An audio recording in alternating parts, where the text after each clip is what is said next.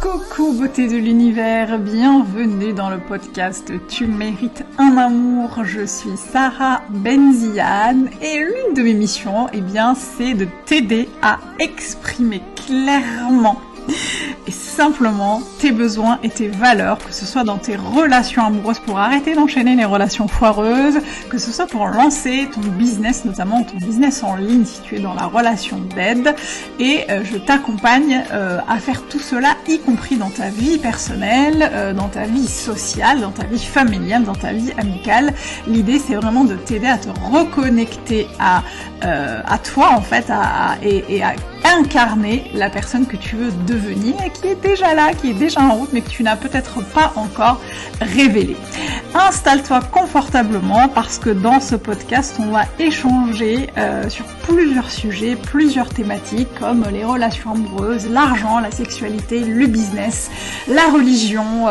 etc. etc. Tous les sujets qui peuvent être importants et qui peuvent t'aider à avancer dans ton cheminement.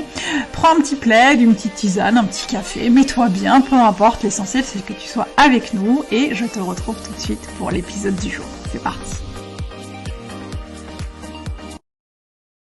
Coucou beauté de l'univers, j'espère que tu vas bien, je suis ravie de t'accueillir dans ce nouvel épisode du podcast Tu mérites un amour. Et aujourd'hui, on va parler de relations amoureuses, et plus particulièrement du fait de nourrir sa relation amoureuse de manière saine, épanouissante,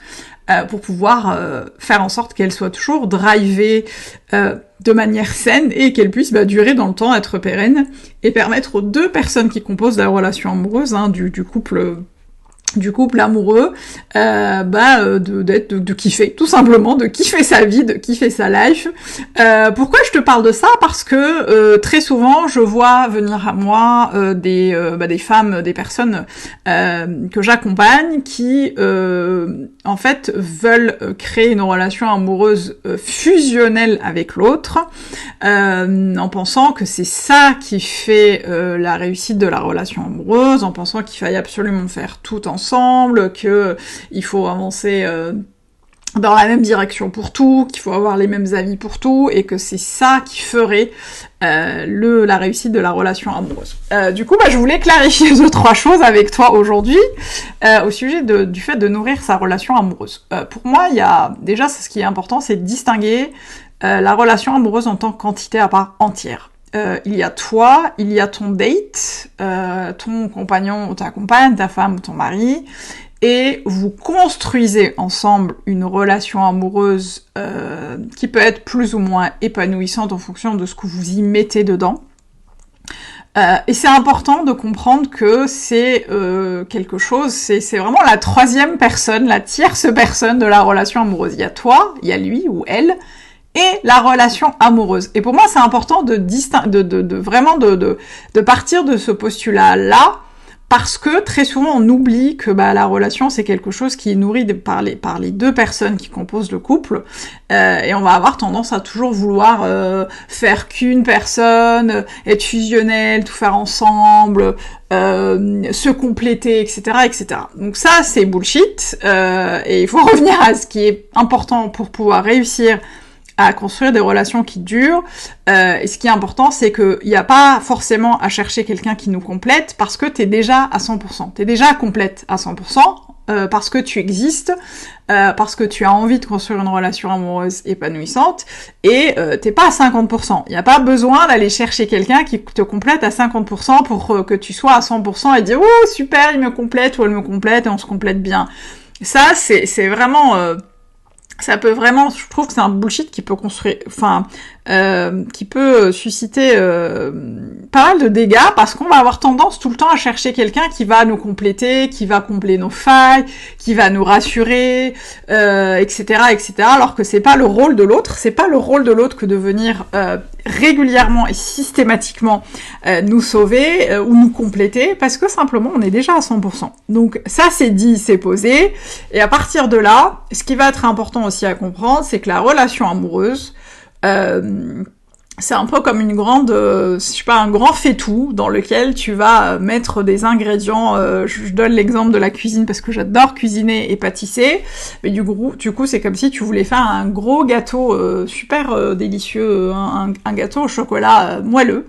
et dans lequel bah tu vas mettre ta farine, tes œufs, whatever, ton huile, ta levure, etc., etc. Et la réussite du gâteau va vraiment dépendre de les mesures exactes que tu vas mettre pour chaque ingrédient, le temps de cuisson, le temps de préparation, etc., etc., etc. Et la relation amoureuse épanouissante que tu nourris, que vous nourrissez des deux côtés, bah ça va être important de savoir ce que vous y mettez dedans, avec quoi vous allez arriver, avec qu'est-ce que vous allez mettre dedans. Ce que j'entends par là, bah, c'est déjà tous les bons moments que vous passez ensemble, hein, tout ce que vous y mettez, la tendresse, les câlins, la relation, votre sexualité, la communication, l'amour, la tendresse, le fait de vous engager l'un envers l'autre, etc., etc., le fait d'avoir des projets similaires, le fait d'avoir envie de concrétiser des projets à deux, etc., etc. Et c'est ça, c'est quelque chose qu'on nourrit et qu'on entretient tous les jours. Et ce qu'on oublie aussi, c'est que très souvent, on arrive aussi avec ses bagages. On arrive aussi avec ses traumas, on arrive avec ses insécurités, on arrive avec son manque, je sais pas, de confiance, avec sa peur du manque, sa peur du rejet, sa peur de la critique, etc., etc. Et si c'est quelque chose que tu mets dans la relation à des proportions qui sont beaucoup plus élevées que le reste, eh bien la relation va se retrouver un peu déséquilibrée, parce qu'effectivement, si tu passes ton temps à critiquer l'autre, à avoir peur, avoir des réactions disproportionnées par rapport aux événements qui se passent, si tu passes ton temps à critiquer l'autre, à lui demander des choses, à exiger qu'il ou elle fasse des choses pour toi pour te rassurer, à exiger d'avoir plus d'attention, plus d'amour, plus de moments de kiff, etc., etc. Si tu as des réponses traumatiques régulières, enfin si ce que fait l'autre te trigger au point d'avoir des réponses traumatiques, ou des réponses tout court d'ailleurs, qui sont pas toujours saines pour le couple, pour la relation, eh bien il va y avoir un déséquilibre, et encore plus si ça se passe des deux côtés. Et c'est pour ça que c'est important d'aller régulièrement checker, d'aller régulièrement jauger un peu comment ça se passe au niveau de la relation amoureuse, et s'assurer que tu y mets plus de choses productives, utiles à la relation, que des choses qui vont venir la rendre toxique, la ternir, et la rendre un peu, en fait, la rendre, au lieu de la nourrir, tu vas la rendre pauvre de ce que tu veux, de ce que tu veux construire. Et attention, hein, je dis pas qu'il faut être super irréprochable et arriver en mode pump it up, en mode c'est bon, moi j'ai réglé tous mes problèmes et j'ai guéri tous mes traumas, et sans ça, voilà, je peux pas me mettre en relation. C'est pas du tout ce que je dis. Je dis que c'est important de prendre conscience des bagages avec lesquels on arrive, et c'est important aussi de prendre conscience que l'autre n'est pas forcément là pour les porter.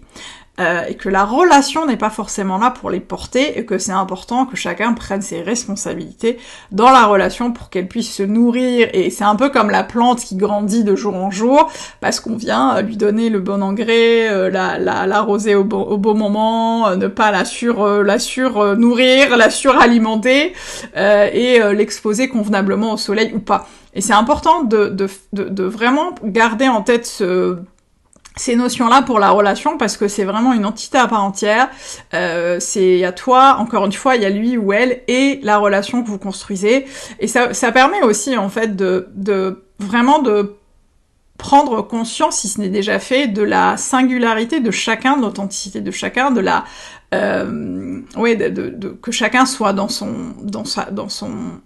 être, et que chacun puisse laisser la place à l'autre pour être, pour construire dans la relation, et qu'on puisse laisser la place à l'autre pour qu'il ou elle puisse se sentir bien, se sentir soi, à 100% soi, et être vraiment à 100% comme on est. Et ça, c'est important encore une fois, de le mettre dans la balance, et c'est ça qui permet de nourrir la relation au quotidien, c'est de prendre en compte tous ces éléments-là, pour qu'on puisse régulièrement venir checker et voir, ok, bon là, il y a peut-être un peu plus de, je sais pas, peut-être de manque de communication, il y a peut-être pas mal de critiques, on va venir y injecter, on va venir en discuter, on va venir y injecter un peu plus on va venir checker en fait et s'assurer que tous les voyants sont au vert et s'assurer qu'on avance sur le bon chemin et qu'on est sur la bonne voie. Je sais qu'il y a beaucoup de couples qui ne pensent pas forcément à le faire parce que on est c'est les aléas de la vie, on est dans la routine de la vie, on est pris par nos occupations respectives, par le boulot, par les enfants, par la famille, whatever. Et c'est mon mari qui me dit souvent, de toute façon, la routine sera là tout le temps parce que ça fait partie de la vie et le but, c'est pas de casser la routine, mais c'est vraiment d'intégrer dans cette routine-là des choses qui permettent à la relation d'être nourrie tous les jours et d'aller checker, je sais pas, par exemple, tu peux faire des bilans réguliers avec ton mec ou ta nana, tous les 3 mois, tous les 6 mois, tous les ans, en fonction de comment tu te sens, ou même tous les mois, ou même toutes les semaines si tu en ressens le besoin. Y a pas de règle, chaque couple fonctionne comme il veut, mais d'aller checker, de voir si tout le monde se sent bien dans la relation, et si ce n'est pas le cas, comment faire en sorte de l'alimenter, de la nourrir sainement. Encore une fois, c'est comme une plante qui grandit ou une super recette de gâteau qu'on fait, s'assurer que tous les ingrédients sont réunis pour que ça se passe bien. J'espère que cet épisode t'a éclairé, que ça t'a aidé, que ça t'a permis de réfléchir. Si tu as la moindre question, n'hésite pas à venir me voir en commentaire ou sur Instagram. Si ça t'a plu, n'hésite pas à nous laisser un petit commentaire ou à noter le podcast si la plateforme le permet. Ça fait toujours plaisir de voir que que mon travail est reconnu et écouté et aide surtout les gens qui l'écoutent. Et moi, je te retrouve la semaine prochaine pour un nouvel épisode du podcast Tu mérites un amour. Et n'oublie pas, d'ici là, tu mérites tout un amour. Et moins que ça, tu prends pas. Ciao.